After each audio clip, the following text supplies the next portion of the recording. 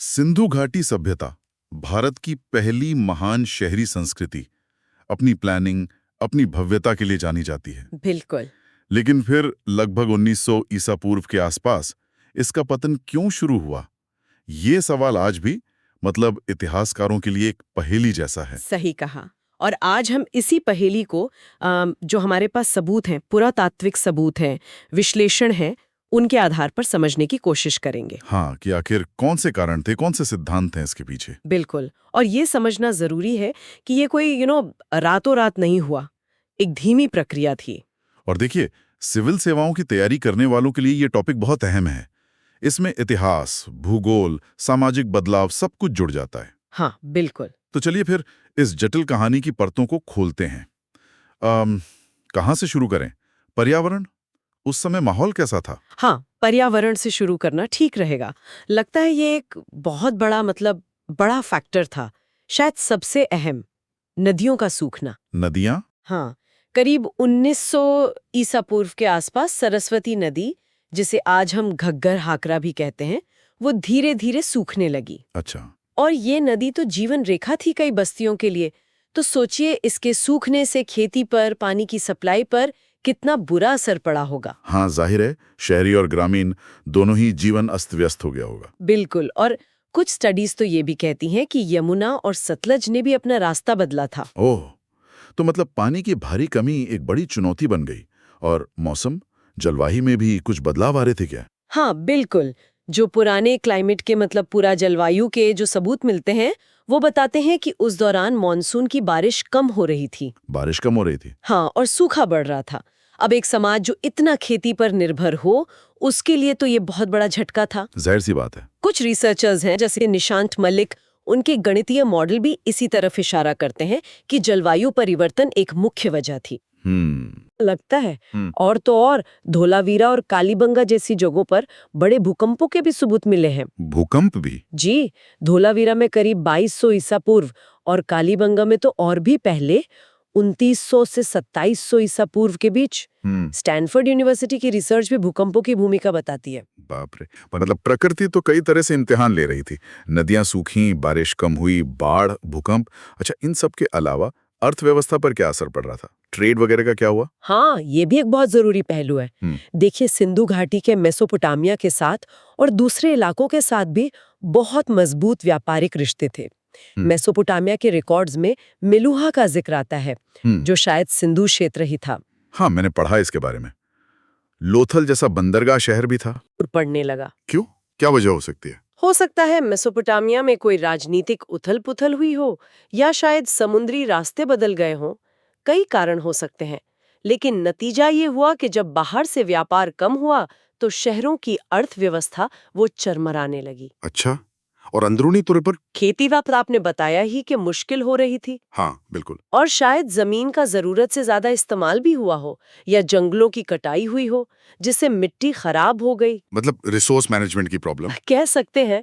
नतीजा ये हुआ कि अनाज का उत्पादन शायद कम हो गया, हो सकता है खाने की कमी भी हुई हो।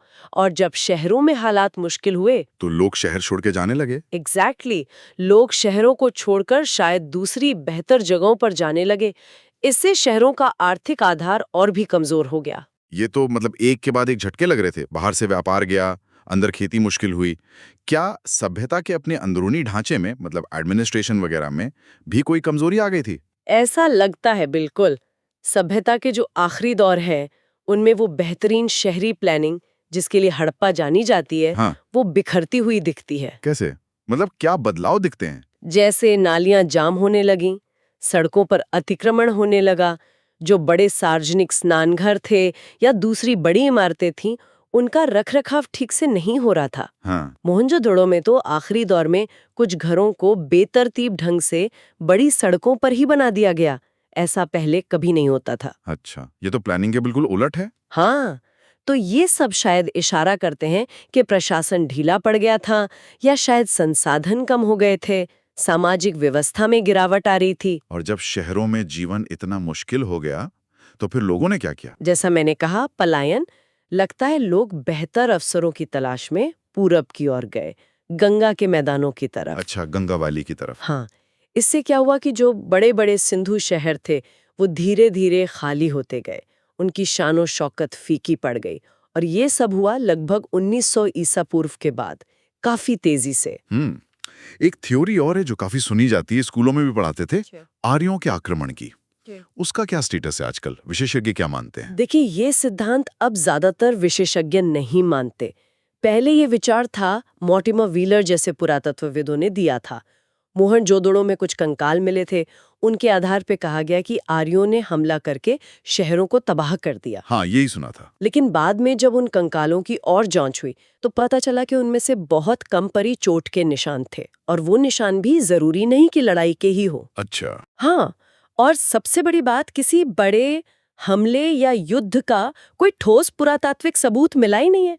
मतलब हथियार, जले हुए शहर उस तरह से नहीं मिले जैसा आक्रमण में अपेक्षित होता है। तो फिर आर्यों का क्या रोल था, या वो थे ही नहीं? देखिए, ज्यादातर विद्वान अब मानते हैं कि अगर आर्य बाहर से आए भी, और ये अगर भी महत्वपूर्ण है, तो वो शायद सभ्यता के पतन की प्रक्रिया शुरू होने के बाद आए थे। पतन के बाद? हाँ, इसलिए वो हिंसक आक्रमण वाला आइडिया वो अब उतना मान्य नहीं है। ज्यादा संभावना इस बात की है कि अगर बाहर से लोग आए तो वो धीरे धीरे स्थानीय संस्कृति में घुल मिल गए। मतलब लड़ाई नहीं, बल्कि धीरे धीरे मिक्स हो गए। हाँ, ऐसा ज्यादा संभव लगता है। हालांकि इस पर बहस अभी भी पूरी तरह खत्म नहीं हुई है। जेनेटिक स्टडीज वगैरह से नई बातें सामने आ रही हैं, उनकी अलग अलग व्याख्याएं हो रही हैं, तो ये मामला अभी भी चर्चा में है। समझ गया। तो अगर कोई एक कारण नहीं था, ना सूखा, ना बाढ़, ना व्यापार, ना आर्य, मतलब अकेले कोई नहीं, तो इन सबको मिलाकर हम क्या समझे? फाइनल टेक क्या है?